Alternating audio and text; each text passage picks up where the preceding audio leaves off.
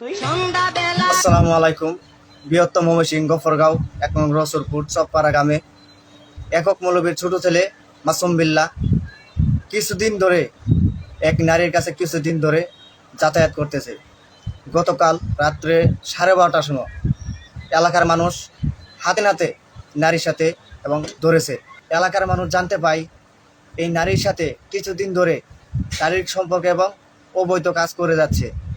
কিছুদিন আগে গফরগাঁও প্রবাসী বউ পরকীয়াতে ধরা খাইছে। রসুলপুর প্রেমিক প্রেমিকা পরকীয়াতে ধরা খাইছে। দেখতে দেখতেই গতকাল রাত্রে আমাদের চকপাড়া গ্রামে একক মৌলবীর ছোট ছেলে মাসুম বিল্লাহ অন্যের স্ত্রীর সাথে পরকীয়া করতে যাইয়া এলাকার মানুষের সাথে হাতে নাতে ধরা খাইছে। আসলে আমাদের গফরগাঁও বাজারে এখন এমন একটা অবস্থা হয়েছে যে কার বউকে নিয়ে যাবে বলার বাইরে।